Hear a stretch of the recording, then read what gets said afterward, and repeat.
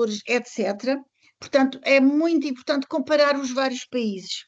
E por isso é que a Carta é importante, porque vai permitir àqueles países que estão em piores condições, portanto, em que os direitos não são todos apoiados, e, portanto, vai permitir realmente uniformizar a nível europeu a questão dos direitos à saúde. A seguir, portanto, 2002 é um marco, 2007 é outro marco, porque foi comemorado o primeiro Dia Europeu dos Direitos dos Doentes. 2025 é a grande proposta para a oficialização da Carta Europeia. Há aqui um grande interregno entre 2007 e 2025 e há dois aspectos que eu gostava de salientar. A Comissão Europeia já estabeleceu uma diretiva dos cuidados de saúde transfronteiriços em 2011, que foi adaptada a Portugal em 2014. Porquê? Porque a Carta inicialmente tentava beneficiar os doentes quando se deslocavam de um país para o outro. Isso foi um dos aspectos fundamentais da sua fundação. E esta diretiva veio ajudar. Quero dizer que está já não é transplantada, já está nos qual é o termo agora? Não me passa. Já está adaptada a Portugal e está muito bem explicitada, portanto, é um aspecto, os direitos aos cuidados de saúde transfronteiriços, é um aspecto importante e que está no site da Entidade Reguladora da Saúde. E depois posso-vos dar aqui as referências. Há um outro marco, que é o Grupo de Interesses do Parlamento Europeu sobre os Direitos dos Doentes e Cuidados de Saúde Transfronteiriços. Este grupo do Parlamento Europeu agrega deputados europeus em todas as legislaturas e organizações, mais de uma centena de organizações de vários países. Também é outra maneira de se comemorar quer o Dia Europeu, quer divulgar a Carta. Todos os anos o Dia Europeu é comemorado a 18 de Abril, como a Cláudia disse, mas este ano, por uma questão das nossas eleições, da Páscoa, e também a nível europeu, vai ser comemorado a 18 de Maio. Portanto, nós temos aqui a Carta Europeia, que tem 14 direitos, mais 3 direitos de cidadania ativa, onde eu já posso dizer-vos que nós, Portugal, estamos bem em termos de colaboração nas políticas de saúde. Estamos bem em termos gerais, porque temos muitas associações de doentes com capital já grande de trabalho, que têm participado e chamado a atenção e organizado eventos. Portanto, temos aqui uma grande força de pressão sobre os decisores políticos. Pode passar? Portanto, vou só fazer uma revisão rápida sobre os direitos que estão contemplados. O direito a medidas preventivas, hoje em dia fala-se muito na prevenção, é um direito que, vamos ver, em Portugal, ultimamente, talvez nos últimos 2 anos se fale mais, porque temos que fazer a prevenção das doenças. E a pessoa tem o direito a ser informada sobre e participar em projetos e em programas de prevenção. O direito de acesso é uma palavra que todos conhecem, e os problemas que nós temos no acesso.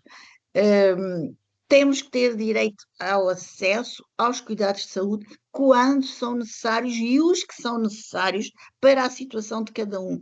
Portanto, aqui assim nós depois vamos discutir possivelmente a seguir.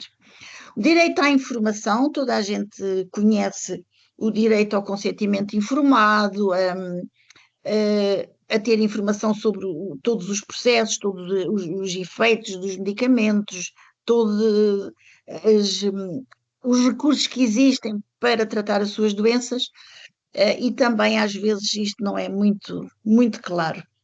O direito de livre escolha também está contemplado na nossa legislação. Podemos a seguir direito à privacidade e confidencialidade, o direito ao respeito pelo tempo do doente, quer dizer, se a pessoa precisa de um tratamento, de um acesso a cuidados, pois é no tempo normal. toda a gente também tem falado na questão das listas de espera e que há tempos mínimos ou máximos que devem ser atendidos. O direito ao respeito pelos padrões de qualidade. Aqui apela-se muito à formação dos profissionais, à organização dos serviços, à disponibilidade de tratamento de qualidade, de técnicas e medicamentos, tudo, desde que seja, pronto, o máximo que existe. Portanto, também nós já sabemos que há certos recursos em certas zonas, sobretudo em certas zonas do país, onde nós não temos certos padrões de qualidade. Hoje em dia, com a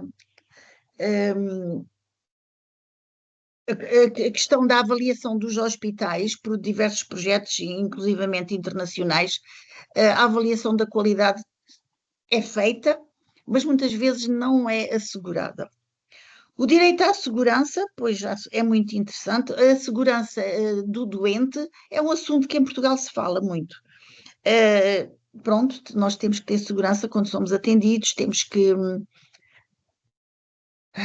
que não ter complicações devidas a aparelhos, a medicamentos mal condicionados, etc. Portanto, também é muito importante que as instituições de saúde atendam à segurança.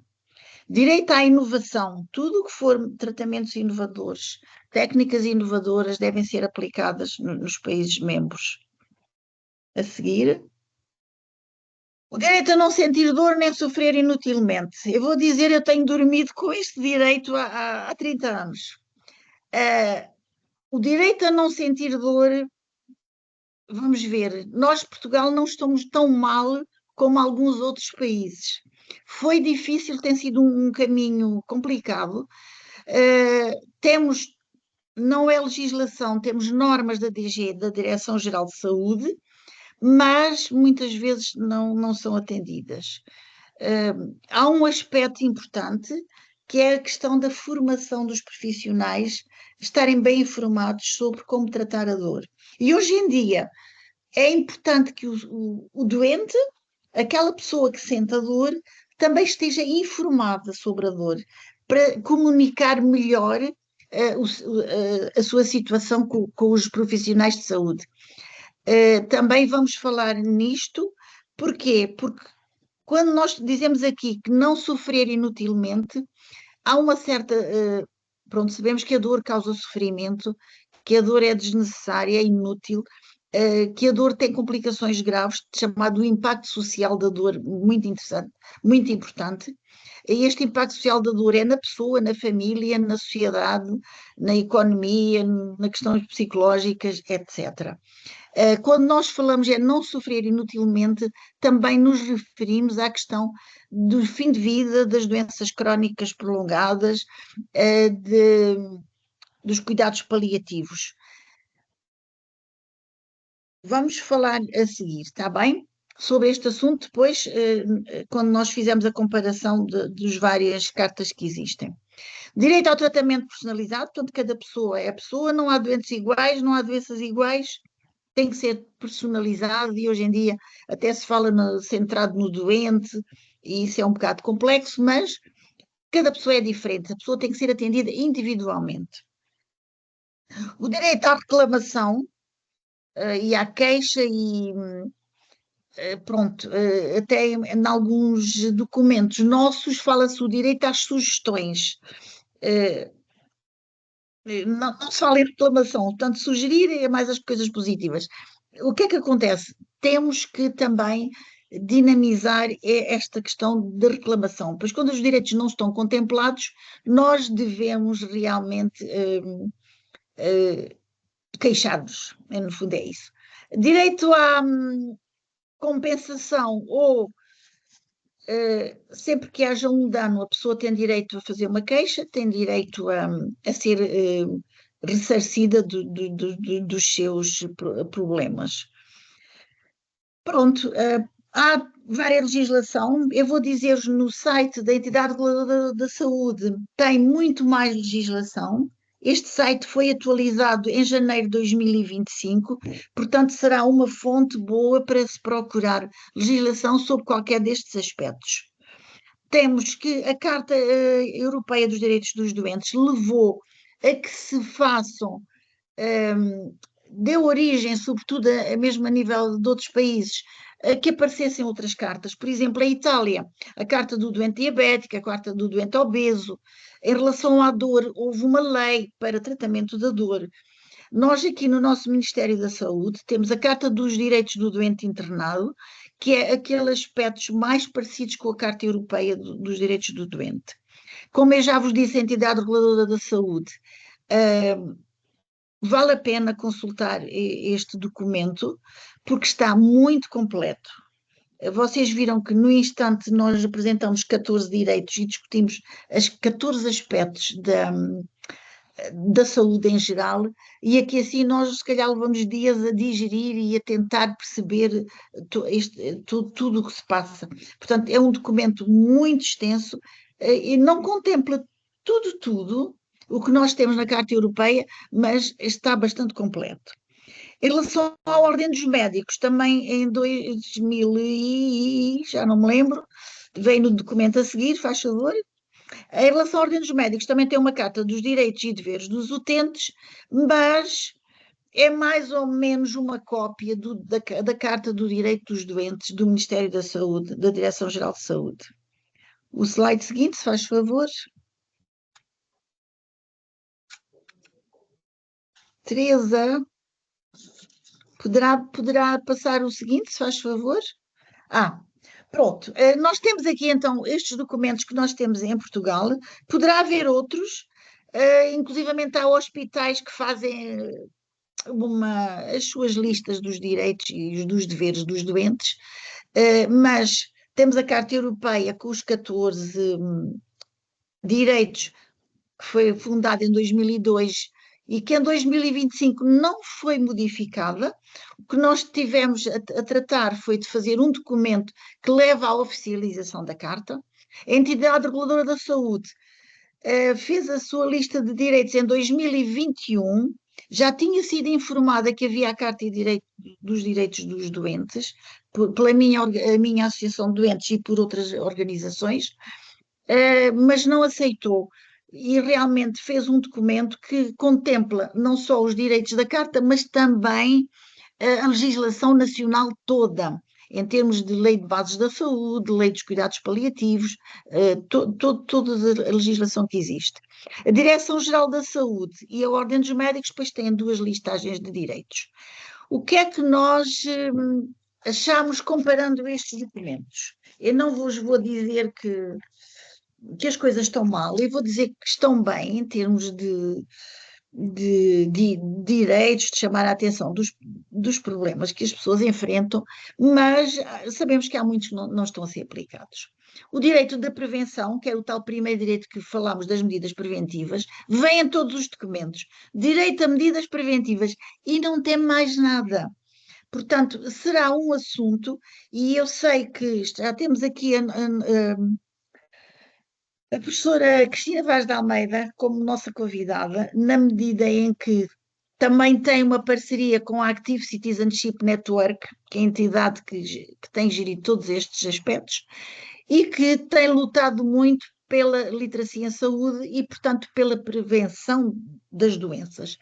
Portanto, não estando contemplado, só de falando em medidas preventivas, de qualquer modo, eu penso que o movimento que está feito pela SPLS e que as associações de doentes também apoiam e também participam e também organizam, a prevenção é um aspecto que está a ser muito, muito falado e muito desenvolvido hoje em dia.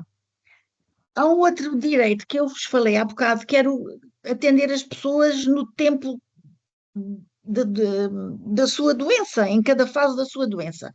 Não está contemplado nestes documentos, mas também deve ser falado, e nós sabemos que as listas de espera, os doentes oncológicos em lista de espera, a lista de espera de cirurgia, a lista de espera de consultas. Portanto, este direito não está contemplado.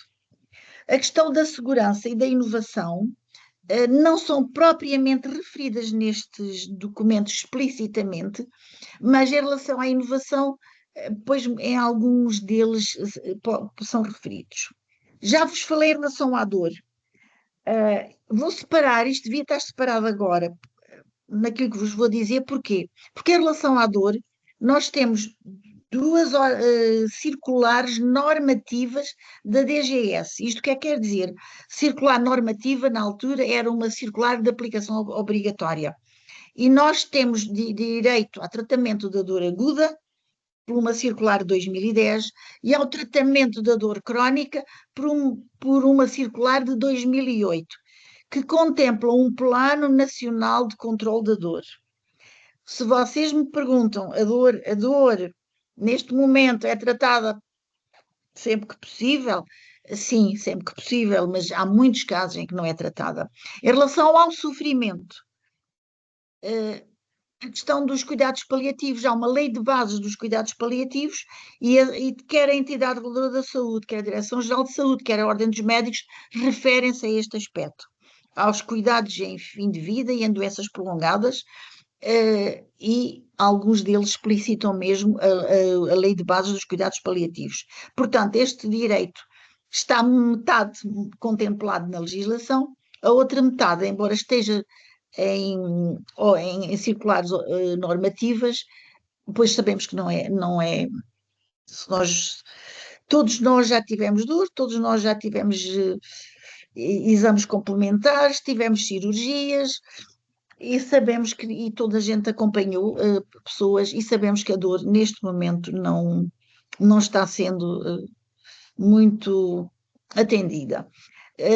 Posso dizer-vos aqui que, e porque também tenho aqui um colega que eu já vi, nós temos uma plataforma europeia e já temos uma plataforma nacional sobre o impacto social da dor. Somos um grupo de associações de doentes e da Associação Portuguesa de Estudo da Dor, e nós estamos a fazer muito esforço, muito trabalho para divulgar as consequências de dor não tratada. E, portanto, para apelar a que quer os políticos, quer os decisores, tenham em atenção a questão da dor e do seu tratamento, porque causa muito problema, quer na sociedade, quer nas pessoas, quer nas famílias, em tudo. O tratamento personalizado também não é referido, embora talvez esteja implícito em algumas das outras indicações, e o direito à indemnização não é falado em nenhum destes documentos. Há o direito à queixa, à reclamação, às sugestões, mas não se fala muito, eu não vi explícito o direito à indemnização. De qualquer modo, foi o que nós pedimos à professora Cristina Vaz de Almeida que nos ajudasse aqui assim a ver como é que nós conseguimos, enfim, debater um pouco este tema. E então... Há outros aspectos a considerar. Deixe-me só acabar aqui, porque há aspectos que vêm nos nossos documentos portugueses, como, por exemplo, o direito ao acompanhamento, o direito às visitas, isto para os doentes internados, o direito à assistência religiosa, o direito ao respeito pela dignidade humana, pela continuidade de cuidados. Continuidade de cuidados não é cuidados continuados. Continuidade de cuidados é quando temos um doente que precisa ter alta, tem que ir para um sítio onde tenha os cuidados adequados e a continuidade daqueles tratamentos que fazia. É diferente de cuidados continuados. Quando nós falamos em cuidados continuados, falamos mais em doenças crónicas. E o direito à liberdade de escolha é também mencionado na listagem da DGS. Portanto, nós temos aspectos da pessoa, da dignidade, do respeito, que vêm contemplados também na Carta da Sociedade Portuguesa de Ética, e que também nós temos um documento no site da Sociedade Portuguesa de Literacia em Saúde, que é um guia de recursos para a dor, onde nós já falamos quer da Carta Europeia dos Direitos dos Doentes, quer da Carta da Sociedade Portuguesa de Bioética. este documento também pode ser consultado e também pode ajudar em alguma situação que tenham. Posto isto, obrigada, e agora esperamos pelos testemunhos e pelo debate. Antes disso, vamos ouvir a professora Cristina. Muito bem. Exatamente, agora passaremos a palavra à professora doutora Cristina Vaz de Almeida, como já referi, presidente da Sociedade Portuguesa de Literacia em Saúde, que irá falar-nos como os cidadãos podem defender os seus direitos e que recursos dispomos para o fazer, para nos fazer ouvir. Obrigada. Muito obrigada. Cumprimento a doutora Cláudia Fraga, a doutora Maria Teresa Flor de Lima e cumprimento todos os participantes neste webinar, que é tão importante, não é? Juntar para uma reflexão sobre aquilo que são os direitos da pessoa, os direitos da pessoa doente. Quando nós falamos de literacia em saúde, estamos a falar de literacia em saúde e dos direitos humanos, porque implica imediatamente e diretamente a questão dos valores, não é? A literacia em saúde tem a ver com as competências que as pessoas têm para tomar decisões acertadas em saúde. Ora, para se tomar decisões acertadas, há direitos e há deveres.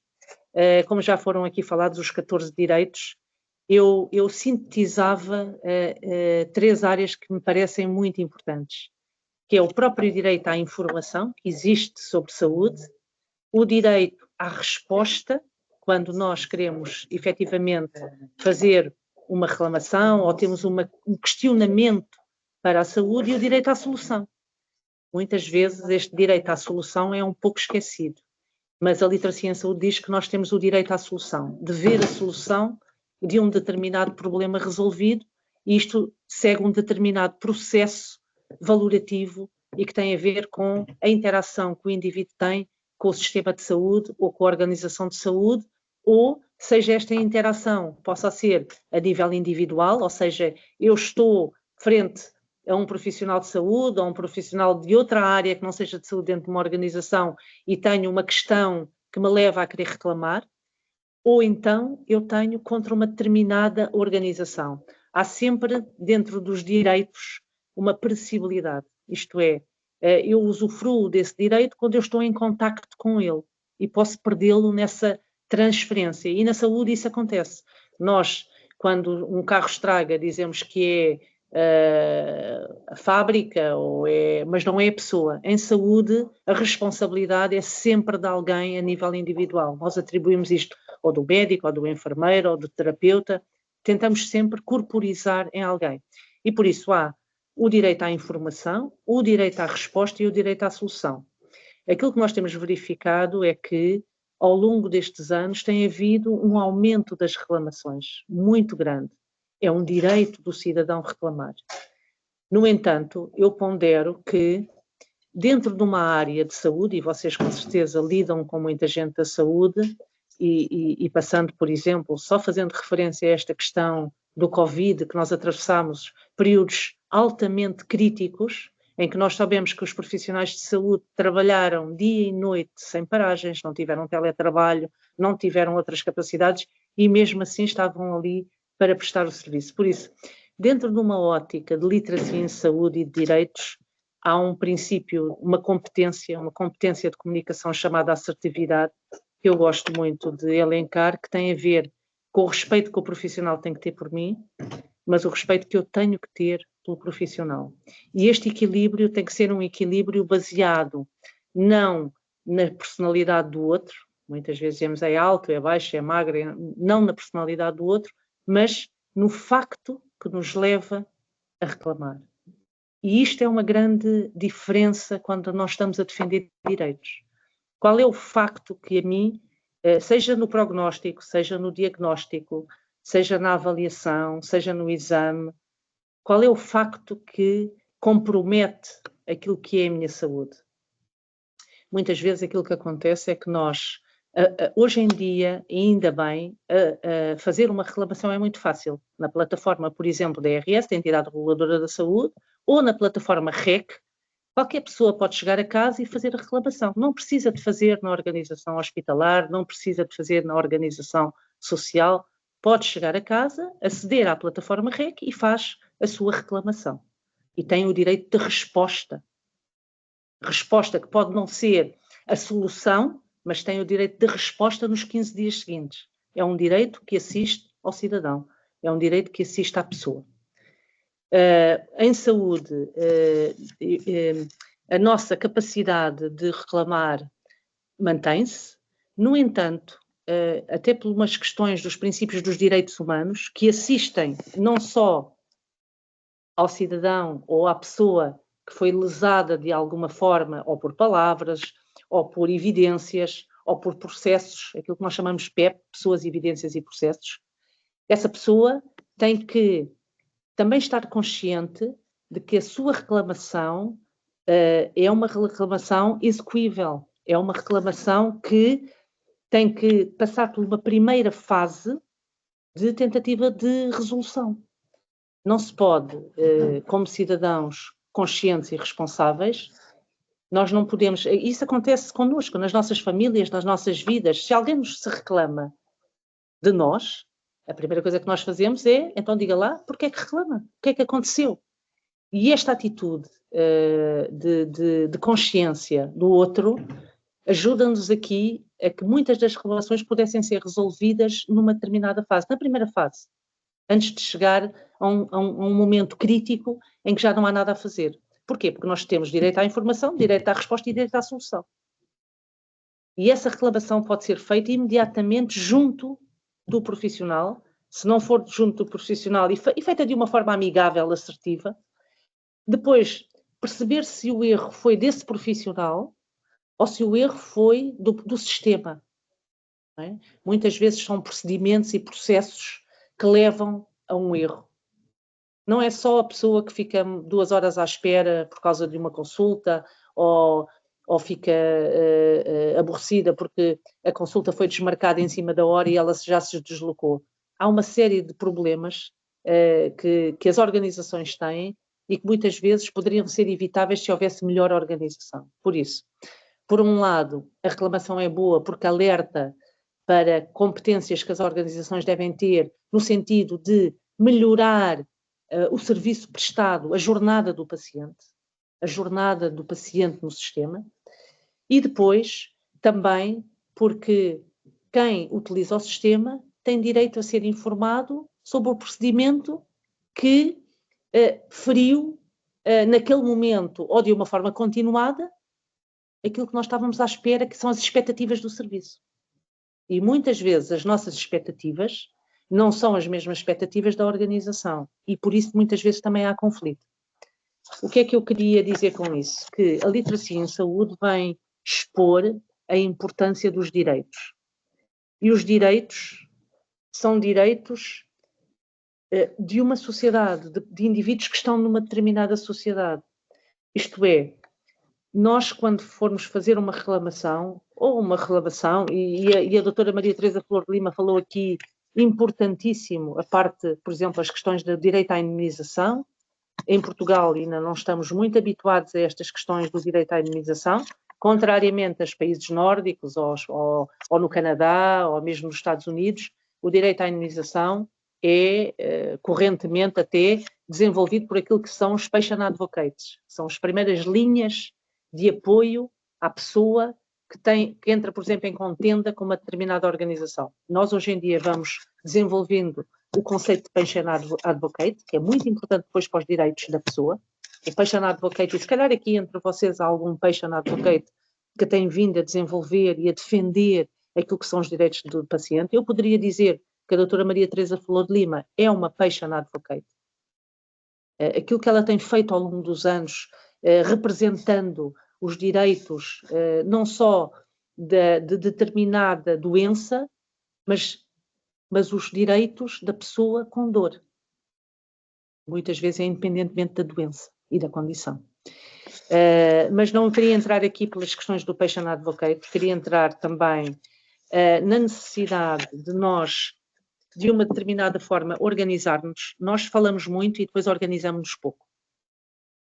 Eu acho que, e a MOG tem tido também um papel relevantíssimo na união e na junção de outras associações doentes, e são é o conjunto das associações doentes com as sociedades científicas e com as ordens, que podem avaliar, debater e propor as medidas para as políticas públicas e para a legislação. Ou seja, criando conjuntos de reflexões sustentadas que possam ser depois submetidas ou via Assembleia da República, ou seja, para lei, ou via Executivo para despacho e decreto-lei.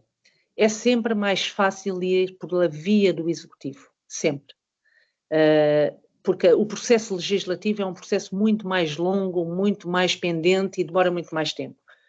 E por isso, também para não me alongar mais, dizer que nós temos feito um grande contributo para as políticas públicas. Eu participei no Plano Nacional de Literacia em Saúde e Ciências do Comportamento, nas reflexões sobre os planos para o cancro, participando do National Cancer Hub e outros grupos de reflexão.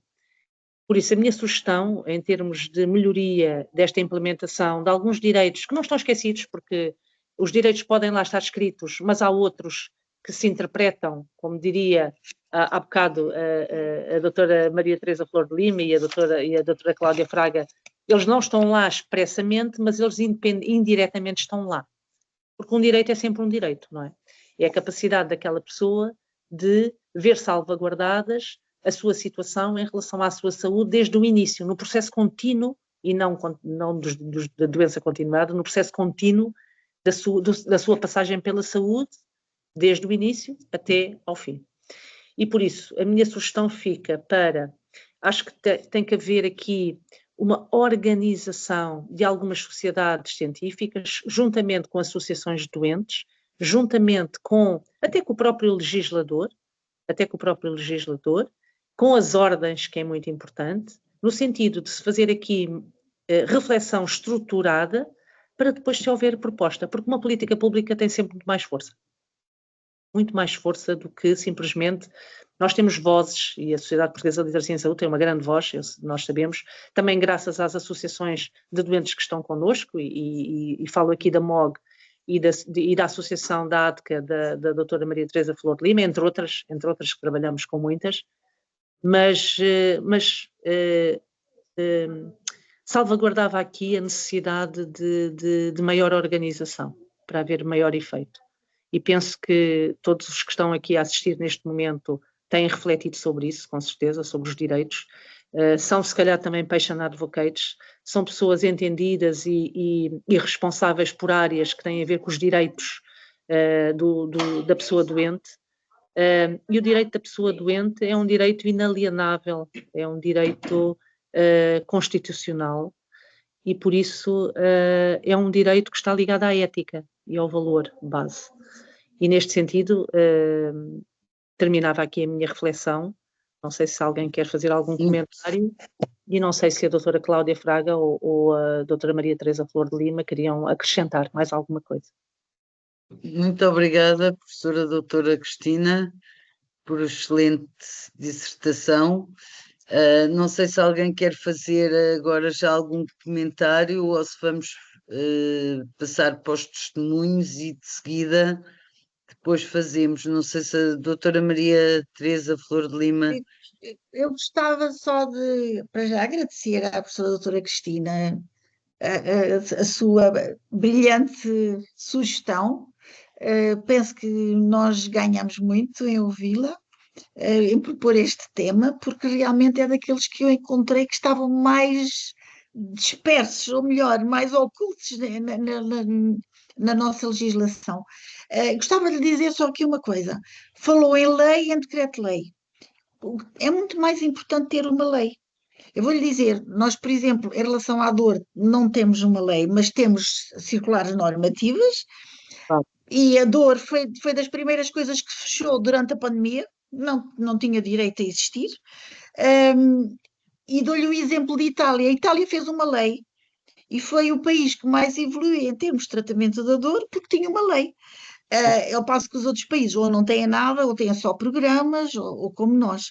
Portanto, eu acho que nós precisamos de leis portanto, porque repare, por exemplo, a lei de bases dos cuidados paliativos, permitem que nós possamos dizer que é obrigatório existir. O decreto-lei. Está a perceber? Sim, o decreto-lei também é executiva de lei, mas também tem função. A origem da lei é da Assembleia da República. A origem do decreto é no governo. É no governo. Aquilo que nós verificámos ao longo dos anos, e realço a questão do despacho que implementa no Programa Nacional de Saúde a literacia em saúde em 2016, não o fizemos através da lei, e eu estive envolvida também nisto, fizemos através do decreto-lei. E isto facilitou muito a implementação da literacia em saúde no Programa Nacional de Saúde. Efetivamente, não tem a força de lei, mas tem a força de decreto-lei, que também é forte, também é bom. Nós temos, porque o decreto-lei depois permite-nos a estrutura, com a Direção-Geral da Saúde e com outras entidades, fazer aquilo que são os programas nacionais. E por isso, talvez por causa da minha falha de não explicar minha falha jurídica, não é? Porque eu sou jurista também. Mas ambos, tanto a lei como o decreto-lei, são úteis para esta questão da Carta Europeia dos Direitos e são úteis para a reflexão e para a sustentabilidade e a continuidade, não é? Não ficar simplesmente pelo papel, porque uma política pública é sempre mais ousada em termos de intervenção, não é? Permite-nos dizer, não, isto está na lei, está no decreto-lei, então isto é a nível nacional, podemos implementar em cascata, não é? E dá-nos muito mais força. Vou aqui só intervir, está aqui a Emília António com a mão levantada. Sim. Julgo que querá fazer uma intervenção. Não sei se era aquela mão. Eu queria só perguntar como é que tem acesso. Foi muita informação, eu tomei nota aqui no papel de algumas coisas. E no início havia um slide que tinha lá, pronto, e alguma informação que disse muito importante que eu não consegui apanhar tudo, mas que me interessava. Isto não fica gravado agora, não? Ou disponível? Eu já pus aqui, já tenho aqui 2 links que eu já disponibilizei. Estes links são bastante importantes para ver, sobretudo o da SPLS em relação à dor, mas também tem o da Entidade Reguladora da Saúde. E depois quem quiser pode pedir à MOG e a MOG disponibiliza também a aplicação e a apresentação. Está bem? Obrigada. Eu agora passaria para o testemunho da Alexandrina.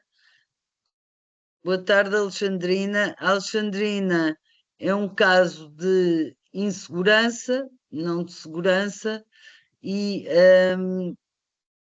eu passaria. Alexandrina, estás em condições de poder então relatar o teu testemunho? Eu peço desculpa, posso só despedir-me, porque eu estou no meio de outra conferência. Eu só queria agradecer, peço desculpa, tenho mesmo que sair. Eu estava a ver ali o Dr. Joaquim Brites, é? Como está? Tão bom vê-lo. Olá, boa noite. A doutora Manuela Lourenço, é que de repente apareceram aqui na Câmara as pessoas, eu não estava a ver-vos, desculpem. Não faz mal, não faz mal. Obrigada, queria agradecer a sua intervenção também, muito obrigada. Doutora Manuela Lourenço, muito gosto. Doutor Joaquim Brites, também muito gosto. E aos outros que não vejo, mas sobretudo agradecer à doutora Cláudia Fraga e à doutora Maria Teresa Flor de Lima, porque elas são incansáveis. E de facto é de valorizar, São 2 grandes associações de doentes que têm feito muitíssimo. Eu tenho tido o privilégio também de beber daquilo que elas nos ensinam e de aprender muito e de interagir com a Sociedade Portuguesa de Literacia em Saúde. Muito obrigada então às 2, despeço-me e contem com a sociedade, está bem? Muito obrigada a nós, mais uma vez, obrigadíssimo. Com licença. Obrigada, ótimo. Obrigada. Muito obrigada.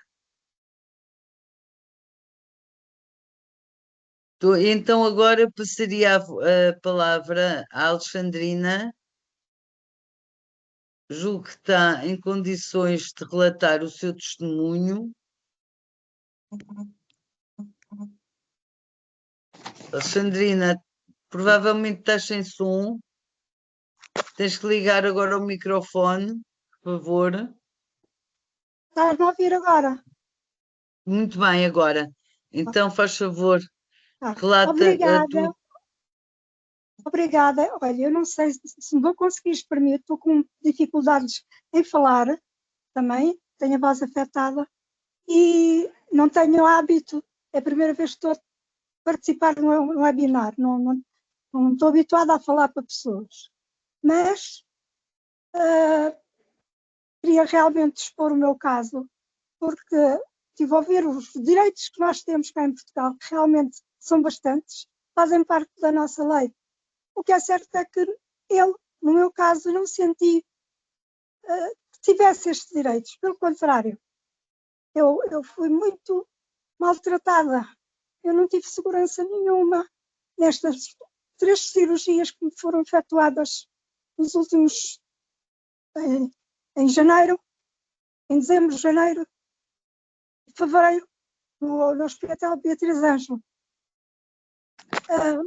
Eu sou doente oncológica há 3 anos, diagnosticada em 2022 e fiz quimioterapia durante este processo todo, fiz sempre quimioterapia. Portanto, tinha a imunidade completamente em baixo.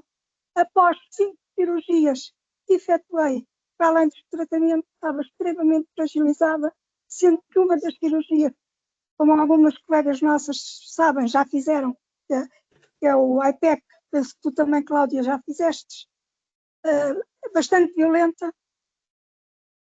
Eu não tinha imunidade nenhuma. A última cirurgia que eu fui fazer foi para fazer a reconversão da ileostomia, retirar o saco e voltar a colocar o intestino delgado ao intestino grosso. Ao ânus, peço desculpa, porque eu, entretanto, foi-me retirado o intestino grosso. Foi-me dito que a cirurgia era arriscada e que poderia correr mal, pronto, eu sabia tudo isso. À partida pensei que o cirurgião que me assistia, que sempre cuidou de mim, e que seria esse quem iria operar. E era o que estava programado para ser feito no dia 9. Após sucessivos adiamentos de cirurgia, fui para o fim de semana que nós fizemos no Vimeiro para relaxar, porque na segunda-feira iria ser operada. Chego a casa pensando que já tinha tudo preparado, porque já tinha feito todas as consultas desde anestesia, pneumologia, todas as preparações para a cirurgia, e não tinha nada. Mando um e-mail para o cirurgião a perguntar o que é que se passava, e ele diz-me que não fazia parte do agendamento. Tinha havido um problema administrativo, coisa que para mim é impensável, porque a parte administrativa funcionou sempre bem. Vinha saber que o cirurgião estava de partida, quer para o Hospital da Luz, deixaria de estar efetivo no Hospital dos Louros. Mandou-me um e-mail a dizer que arranjava um buraco para mim no dia 23, sendo atendida por uma outra médica. É claro que manifestei o meu desagrado por ser operada por uma médica que eu não conhecia, que eu nunca tinha visto, de um momento para o outro, por uma pessoa diferente, e pergunto se não tenho outra hipótese. É-me dito que não, e eu vi-me obrigada a aceitar. Eu não devia ter feito, porque mais tarde vinha saber que ele continua no hospital. O que é que acontece? Fui fazer a cirurgia com essa senhora, com essa cirurgia nova que eu não conhecia, correu pessimamente, tive uma perfuração intestinal que me foi escondida, tive que ser operada 3 dias seguidos. Me deixaram agrafos dentro da cicatriz que infectaram, provocando uma loca de 5 milímetros de profundidade. Mais grave, após estes anos todos, sem imunidade nenhuma, saio do recobro, colocam-me num quarto com uma senhora, senhora Lourdes, para nós vamos esquecer a senhora Lourdes, de 92 anos, com bactérias multiresistentes. Contaminaram-me.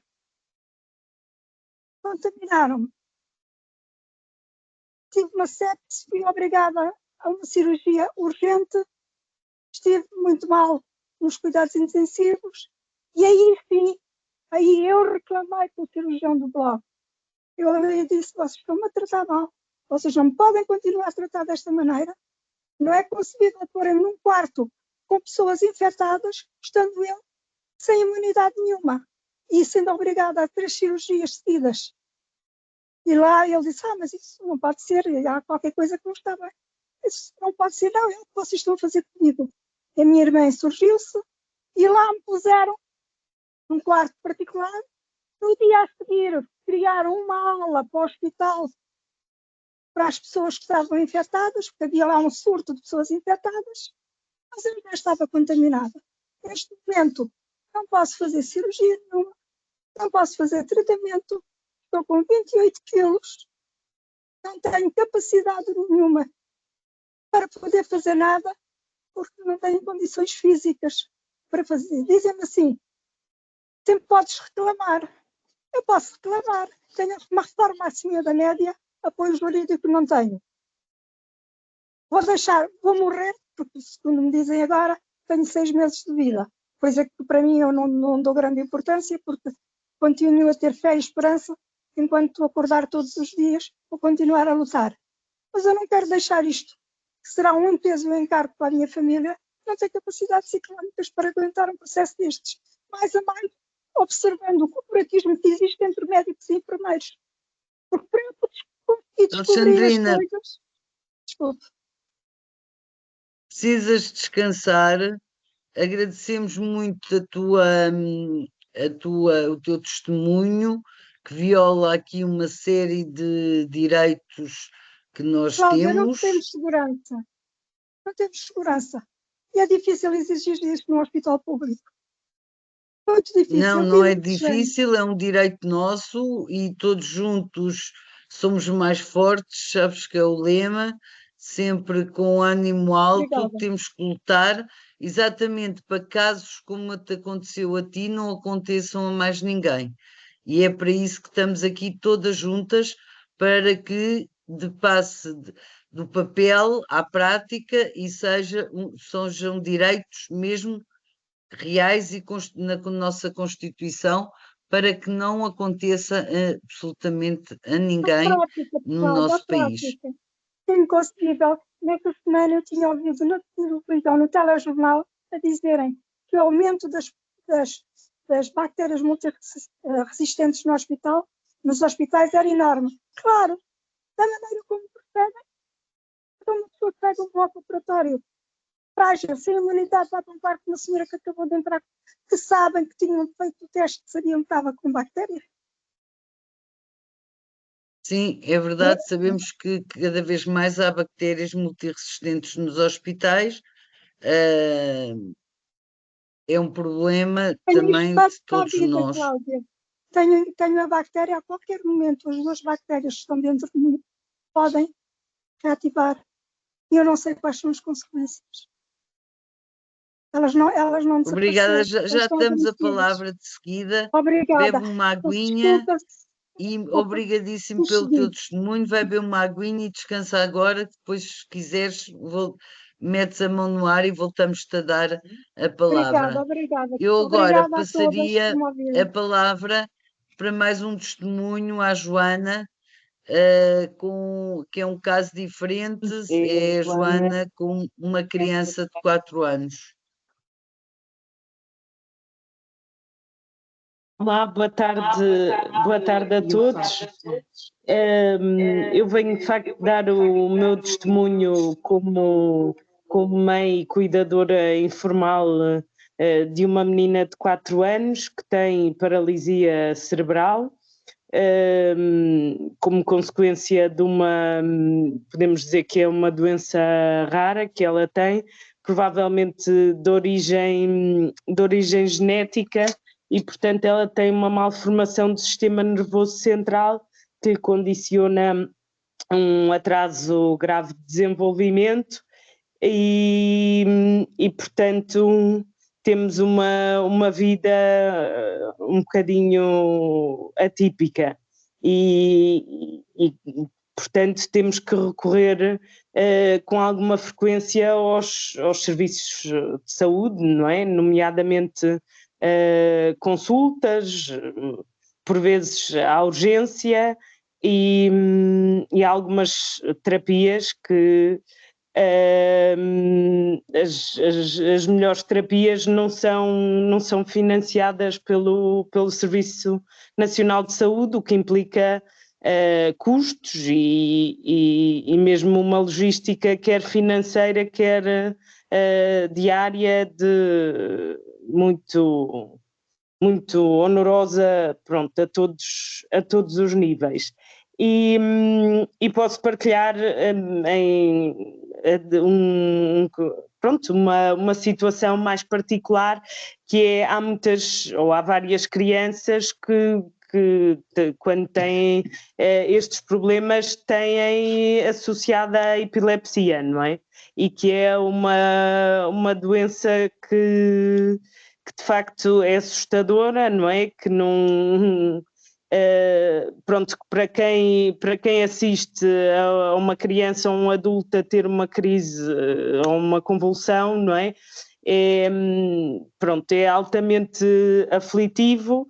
E apesar de haver muitos antiepiléticos, é uma doença de difícil controlo. E há várias crianças que têm uma epilepsia refratária e, portanto, têm que ser seguidas em centros de referência e, por vezes, não há muitos neurologistas ou neuropediatras com a especialização em eletrofisiologia e deparamos-nos com... às vezes não há resposta... mesmo a nível dos hospitais centrais para estas crianças, o que é muito grave, porque como não há muitos profissionais com esta formação, por vezes estas crianças que estão em crise, não é, ou que estão em estado de mal epilético, ficam sem a resposta adequada, não é? E, portanto, violando muitos destes direitos. E posso também partilhar que da minha experiência, quando se recebe um diagnóstico ou uma possibilidade de diagnóstico, a pessoa fica abandonada, apoio psicológico não há, e entra-se num abismo em que... Pronto, efetivamente temos que tentar assimilar e tentar ir à luta, não é? E reerguer-nos da maneira que conseguimos.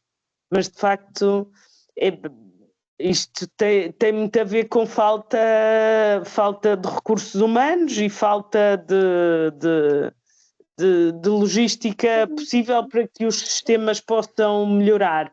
Mas também, quando sentimos na pele ou quando ouvimos relatos de outras pessoas que passam por situações destas, não devemos ficar sem fazer nada, não é? Eu acho que é muito importante notificar, seja nas plataformas, pronto, seja a entidade reguladora da saúde, seja, por exemplo, no Notifica da Direção-Geral de Saúde, em que é uma notificação anónima. Pronto, acho que também passa muito por aí, porque se não houver registros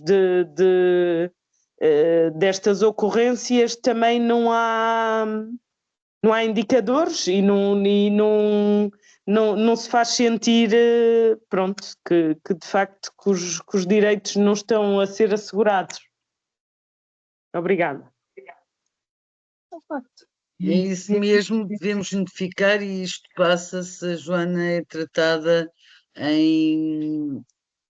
no Hospital de Coimbra, não em Lisboa, para haver mais representatividade. Portanto, a Alexandrina é em Lisboa e este caso é de Coimbra. Mais alguém que queira agora participar, relatar alguma experiência, pode ser também positiva, ter uma opinião. Está aqui a Manuela Bispo. Não, que a gente não tentar. Sim, Inês Reis. Inês Reis, Sim. força. Vou aqui só baixar a mão. Boa noite a todos. Eu chamo-me Inês Reis, encontrei o vosso webinar na internet e venho aqui partilhar a minha experiência, que foi recente. O meu pai morreu há 4 meses, por isso isto é tudo muito recente. E a experiência nunca seria boa porque ele tinha um cancro raro e agressivo. Eu não vos quero estar aqui a amassar com a experiência porque foi toda ela muito má, mas venho junto a vocês por serem uma sociedade que defende os direitos dos doentes, e é por isso que venho aqui hoje. Que houve muita falta de comunicação entre a equipa médica, entre a família, entre a equipa de enfermagem e a família. Nós éramos claramente uma família que não estava à espera que o nosso pai falecesse, e houve muita falta de comunicação. Nós, inclusive, fizemos uma reclamação ao hospital, neste caso foi ao Hospital da Universidade de Coimbra, há 3 meses, ainda não recebemos resposta absolutamente nenhuma, e fizemos queixas de várias situações que aconteceram. E acho que há uma falta de uma transparência nos nossos serviços de saúde e dos nossos cuidados, e acho que o doente é a pessoa que mais direito tem que ter sobre a sua própria saúde. O doente é aquele que deve saber o que é que o TAC mostrou, o que é que as análises mostraram, porque o doente é a pessoa que tem que ter a sua capacidade total sobre a sua saúde. E isso não acontece no nosso país, e na minha experiência não houve uma transparência. Como eu disse, fizemos uma reclamação há 3 meses, ainda não há qualquer resposta. Nós também fizemos uma queixa à Ordem dos Médicos, porque houve também outras situações. Em julho, estamos em abril, ainda não houve qualquer resposta da Ordem, e isso só vem mostrar a situação, como está a nossa saúde em Portugal. E acho que a doutora Cristina Vaz esteve a falar muito bem. Nós queixamos, mas nós também temos direitos. Eu acho que no Sistema Nacional de Saúde, acho que a principal razão para os doentes estarem descontentes é 2 coisas. Uma é a falta de comunicação, e os médicos e os profissionais de saúde não saberem gerir as expectativas da família. Há claramente famílias a receberem um diagnóstico de cancro ou de doenças raras, doenças degenerativas, doenças crónicas que causam dor, e se houvesse, no meu ponto de vista, comunicação, saber comunicar o diagnóstico, saber que há apoio e lidar com as expectativas do doente, e explicar ao doente tudo o que se vai passar daqui nos próximos meses, eu acredito que o descontentamento seria diferente, e as reclamações também seriam outras. E pronto, e por isso é que eu estou hoje aqui, para, por favor, defendem-nos, e acho que a falta de comunicação e lidar com as expectativas dos doentes tem que ser começadas, ensinadas nas escolas, porque saber falar com o doente, saber falar com a família, tem que ser começado a ser ensinado nas escolas, e não é nos consultórios médicos. E pronto, é muito rapidamente este testemunho, e pelo meu pai, por todos os doentes, porque não quero que ninguém passe por aquilo que a gente passou. Só para vos dar o meu último comentário. O meu pai entrou num dos últimos episódios de urgência, entrou muito mal. Eu não estava em Portugal, porque pela minha situação profissional, estava fora, e na segunda-feira a minha mãe foi vê-lo, a minha irmã, e eu pedi à minha mãe, por favor, liguei à médica, liguei para o serviço, por favor, posso falar com a médica para saber, eu não estou em Portugal, devo-me ir embora, não devo. A médica não me ligou, inclusive a minha irmã escreveu-me o número de telefone num papel para, por favor, deem à médica, para a médica ligar. Eu nunca recebi essa chamada, até que na terça-feira um médico amigo foi ver o meu pai, e me disse: Inês, por favor, vem para Portugal. e eu fui para Portugal na quarta e o meu pai faleceu na sexta.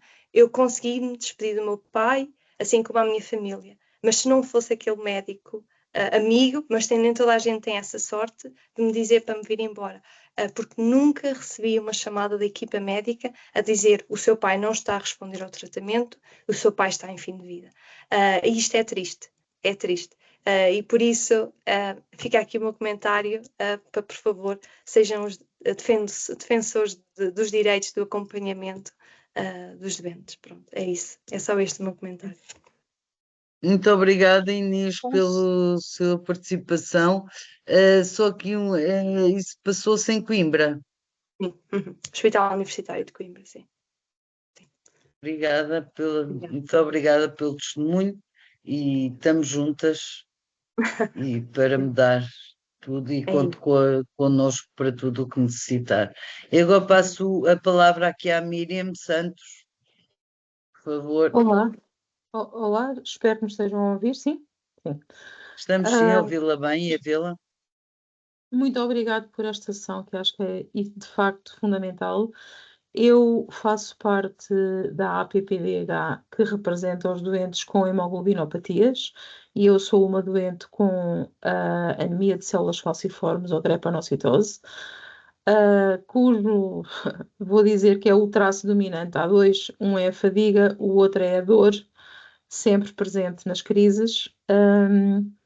E queria deixar, é de facto triste os testemunhos que nós tivemos e percebo perfeitamente o que a Inês estava a dizer e também tive, a minha mãe faleceu de cancro do cólon há uns anos e também não foi uma situação feliz no Hospital Egas Muniz, em Lisboa, mas pronto, eu já tive múltiplos internamentos e queria só dar uma nota positiva no meio deste cenário todo, apesar de ter também muitos exemplos negativos. Eu estou neste momento, vivo em Inglaterra há 10 anos, em Cambridge. Sinto muita falta, ainda tenho casa em Portugal, portanto vou todos os anos e continuo a ter uma consulta anual de acompanhamento, mas não tenho tido internamentos em Portugal. Mas sinto muita falta do cuidado em Portugal, que acho, e dos direitos dos doentes, no sentido de, eu vou dizer, do bem-estar e de. Porque aprendi muito quando em Portugal, há uns 15 anos atrás, talvez, mais, final dos anos 90, eu era seguida habitualmente entre o Hospital de Santa Maria e o Polivalente, e depois o hematologista que me seguia passou para o IPO e eu passei a ser seguida na altura no serviço de hematologia do IPO e continuei a ser seguida até hoje lá, e há um antes de ser seguida no IPO e um depois de ser seguida no IPO, e a diferença principal foi precisamente os direitos do doente, saber que o doente tem direitos e os cuidados paliativos e a dor, porque é completamente diferente. Portanto, não sendo uma doença oncológica, tive acesso ao que terá sido na altura a formação dos profissionais de enfermagem e das equipas especificamente para a dor, por estar num hospital oncológico, mas a minha dor tem muito dessa vertente, a minha doença tem muito dessa vertente da dor também. Portanto, gostaria de felicitar todo o trabalho que tem sido feito nessa área e lembro muitas vezes desta parte dos direitos dos doentes, porque os doentes têm direitos e eu aprendi com os enfermeiros no IPO que os doentes têm direitos e que às vezes têm que reclamar pelos direitos, mas a maior parte das vezes nós nem sequer sabemos que os temos. Portanto, tenho imensas experiências negativas, mas queria só levantar um bocadinho a nota e agradecer todo esse trabalho. E estou aqui porque eu sou representante de doentes ainda pela APPDH, de quem sou sócia em Portugal, mas também a nível europeu, porque sei a realidade de um doente crónico passar para outro país. Vim para o Reino Unido antes do Brexit, depois do Brexit a experiência é completamente diferente e nós ainda fazemos, mesmo assim, com muitas limitações, fazemos coisas muito bem em Portugal. Portanto, é só para agradecer. Obrigada. Muito obrigada pelo testemunho e realmente há coisas que são boas também em Portugal, mas temos que tornar melhores ainda. E passo a palavra aqui à doutora Maria Teresa, está a querer falar. Eu já estou impressionada com estes testemunhos, porque uma coisa é aquilo que está nas leis escritas, outra coisa é na prática. E nós temos aqui vários exemplos, quero agradecer a todas, já não sei, a Alexandrina, a Inês, a Miriam e a Manuela foi. São situações diferentes, mas estava aqui a lembrar-me, não chega a estar no papel, estar na lista da Direção-Geral de Saúde ou da entidade reguladora da saúde. É preciso realmente a segurança, foi uma das coisas que eu falei, que vem nos direitos da Carta, é preciso a qualidade do atendimento. E isto aqui, quando nós falamos em qualidade de atendimento, é formação dos profissionais, organização, qualidade dos serviços, que é outra coisa que nós temos direito e que a gente sabe que em Portugal que as coisas muitas vezes não estão assim tão bem, sobretudo em alguns hospitais, ou falta de recursos humanos, etc. Portanto, a qualidade é importante, a segurança também, que é o caso da Alexandrina, e há um outro direito. Também esse está explícito nas nossas, nos nossos documentos, que é o direito a não haver discriminação, nem pela idade, nem pela situação económica, nada. Portanto, as pessoas têm todos os mesmos direitos, devem ser todas tratadas da mesma maneira. Não há motivo nenhum para discriminação, nem raça, nem nada. Portanto, é isso também que às vezes não acontece. Mas eu aqui foco-me fundamentalmente na formação dos profissionais e na segurança dos serviços. O caso da Inês refere-se à formação, à comunicação médico-doente, tem mudado ao longo dos anos. No passado nem sequer se davam informações aos doentes. Hoje em dia já temos direito a um consentimento informado. Sabemos também que muitas das vezes é um papel assinado e a pessoa não é informada de coisa nenhuma, mas também é outra coisa que tem que se lutar para que realmente seja informada. Eu vou dizer-vos, eu uma vez tive que anestesiar de urgência uma doente americana que estava num barco nos Açores e foi parar ao hospital de urgência, porque caiu, partiu um pé, já não me lembro. Eu vou dizer-lhe, ela fez-me tanta pergunta, eu tive que lhe dizer tudo o que ia fazer, que medicamentos ia usar, que complicações os medicamentos iam ter, se tinha dor, se não tinha dor, o que é que eu ia tratar a dor no pós-operatório. Portanto, é muito diferente. Nós vamos, somos atendidos, não nos dizem nada ou não nos dão informações e não pode ser. Portanto, a questão da formação dos profissionais é muito importante. E a dor é um problema ético. Se alguém luta pela dor, tem sido eu há mais de 30 anos, até achar que realmente o caso da Miriam é muito importante, porque nós sabemos que esse diagnóstico leva a crises de dor muito intensa e que deve ser tratada, e portanto todo o tipo de dor tem direito a tratamento, mas muitas vezes não é feito corretamente, até porque os hospitais não têm as equipas multidisciplinares, não temos muitas vezes psicólogos, portanto a organização e os recursos que existem são muito importantes. Eu, por mim, agradeço a todos os testemunhos. Temos mais testemunhos, Cláudia?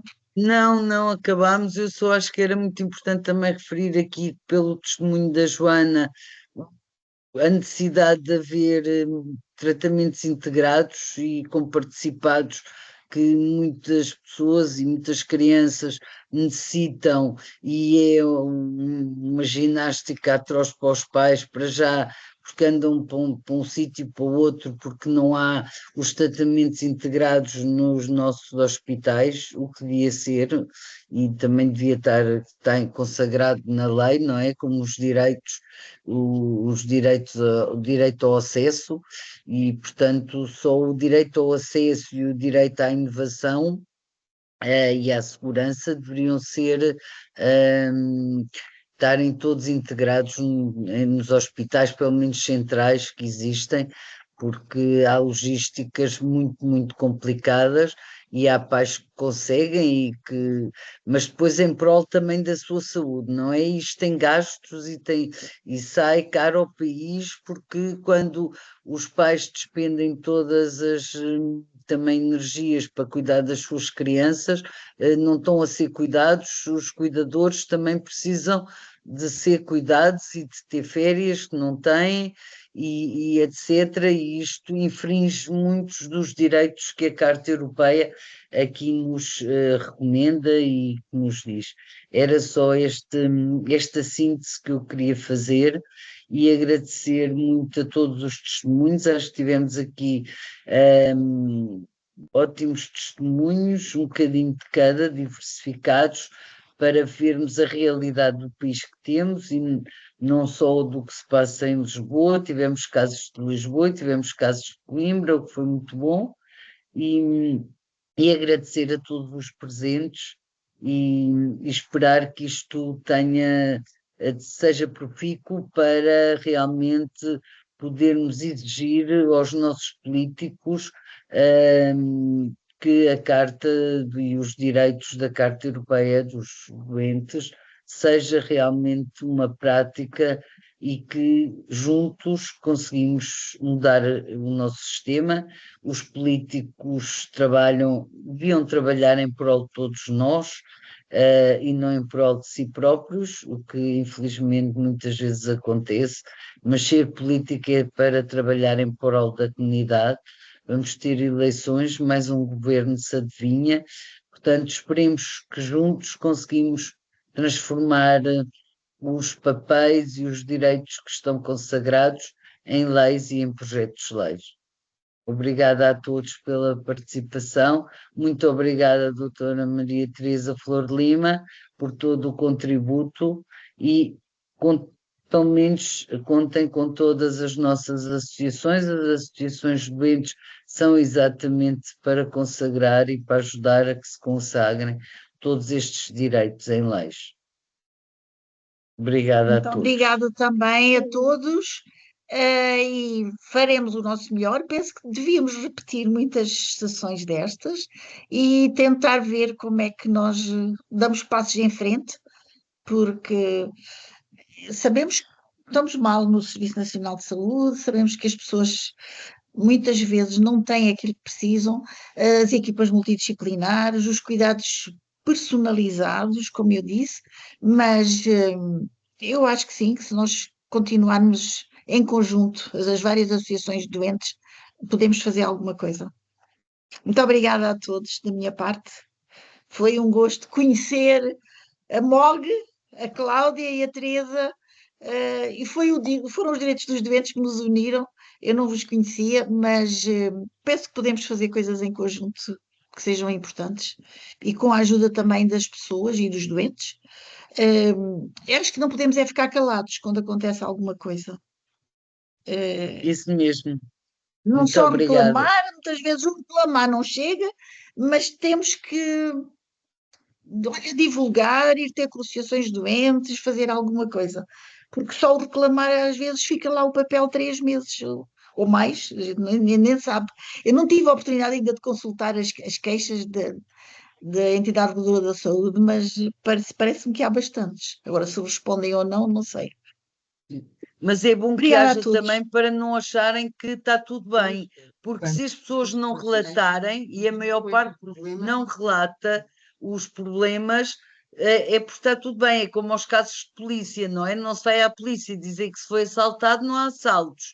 E neste caso também, se não relatarmos os problemas nas plataformas que sejam, podem não dar seguimento, pode não servir para mais nada, entre aspas, mas pelo menos serve para números de relatos de episódios que não estão conforme a lei ou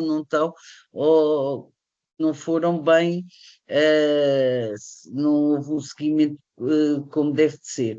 E, portanto, eu peço aqui a todos e a todas para que façam relatos nas devidas plataformas e, como já se foi dito, há plataformas que se pode fazer anónimo, há outros que podem fazer nominalmente, mas como cada um quer, mas pelo menos anonimamente façam, se faz favor, os relatos para se poder. E está aqui a Miriam com a mão levantada, julgo que quer dar mais uma palavrinha. Eu já baixei a mão, mas era precisamente sobre isso. Uma era para pedir se podem então divulgar as plataformas onde se pode fazer essas reclamações e divulgar, mas há outra coisa também que é o peso psicológico associado a reviver toda a situação quando se reporta. Isso é uma coisa muito difícil de fazer. E há, sobretudo, as plataformas anónimas, tudo bem, mas quando é, por exemplo, junto do hospital ou da instituição onde se sofreu o cuidado indevido, há sempre o medo de haver algum tipo de retaliação, porque um doente precisa sempre de lá voltar. E essa é uma parte importante. Claro que sim. Essa é uma das razões que as pessoas ficam caladas. É que têm medo. O Notifica é anónimo. O Notifica é Nós vamos ter anónimo. medo. Portanto, vão ao Notifiquem sem medos e quem tiver medo relata às respectivas associações. Nós estaremos cá para isso também e relatem-nos para nós podermos dar seguimento a casos que não se cumpram, como deve ser. E está a Adelaide Gonçalves, quer falar? Sim. Era para, eu sou de São Miguel e era para responder à doutora Maria Teresa que eles respondem às nossas queixas. E não há que ter medo, porque o meu oncologista não me... Pronto, teve uma consulta que não foi nada bem da parte dele, e até que ele queria mandar para um outro oncologista, e eu não tive medo. Eu fiz questão de continuar com ele. Portanto, não há que ter medo, porque atrás deles há outras pessoas. E eu fiz questão de estar com ele e eu estou com ele. Quando eu não achar que estou bem, aí eu saio dele. Mas nós não temos que mostrar medo, nem nas queixas, nem com os médicos. Portanto, isso é uma coisa que nós mesmas, custa muito relatar, nós mesmas temos que... Não, eu sou uma pessoa, se ele está ali, ele também precisa. Eu preciso dele como doente e ele precisa de mim como um profissional que é. Portanto, juntas somos mais fortes. Força para todos. Juntas somos mais fortes, juntos somos mais fortes. Obrigada a todos e estamos cá para conseguir todos os nossos direitos. Muito obrigada. Uma boa Páscoa e sejamos felizes juntos. É verdade, boa Páscoa para todos. Obrigada, boa noite. Boa noite.